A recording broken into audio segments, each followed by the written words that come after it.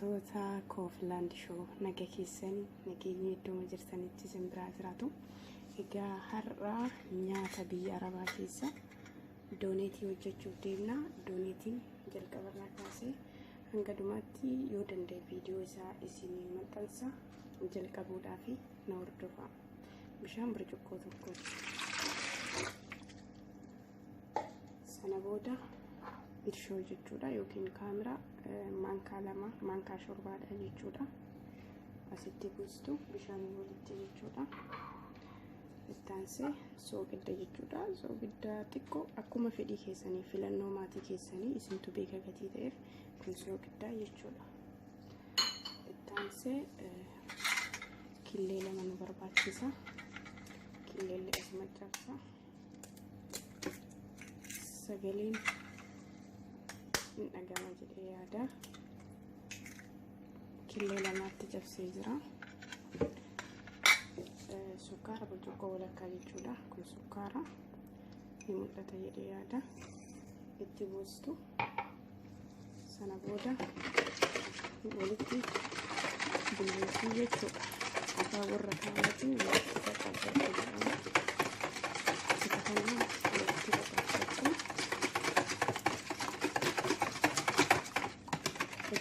Dooneetiin baay'ee jaalatamaadha. Keessattuu yeroo maksasii irratti isaa booda isiniifis ta'e warra bira dalagdaniifis baay'ee nyaata filatamaadha.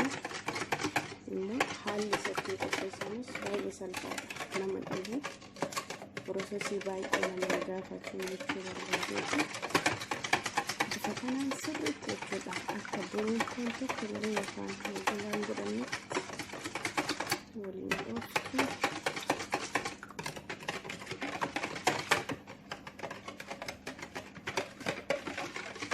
Erga kana waliin dhooftanii booda daqiiqaa 5fis qadaaddanii bishaan kun akka ishoodhaan wal fudhatu kaameraadhaan wal fudhatu gochuu dandeessanii jechuudha. Yookiin qajeelumatti hojjechuu dandeessu. Maaliif yeroo keessan gabaabaadha waan ta'eef hojiin biraas akka nu eeggatu waan beektanii jechuudha. Qajeelumatti hojjettu jechuudha. Kun immoo aanan paawuderiidha. Aanan paawuderii bifa kanaan fudhattu.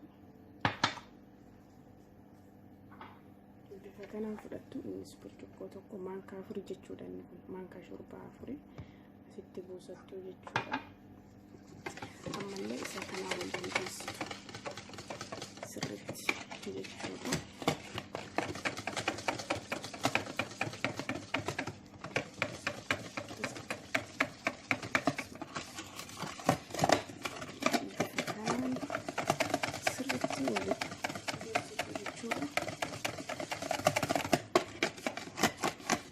Makiinaanis fayyadamuu dandeessu. Harka keessaniinis fayyadamuu dandeessu. Isa kanaanis waliin ga'uu dandeessu. Baay'ee nama rakkisu.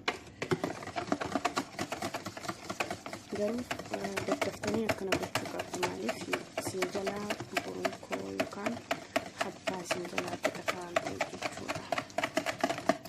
Amma aananii fi killee akkasuma ishoo fi soogidda sukkaara wal fudhachiisaa irra jechuudha. Gammaatitti duraan dursitanii wantoota qopheessamu kana hunda erga qopheessattanii booda hojii keessan eegaltu jechuudha.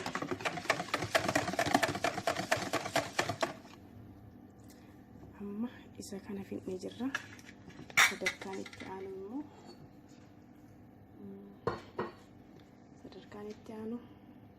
daakuudha yookiin harceedha. Xihiin kuweetii jedhama afaan arabiffaatiin jechuudha. Isa burcuqqoo lamatti godhattu jechuudha.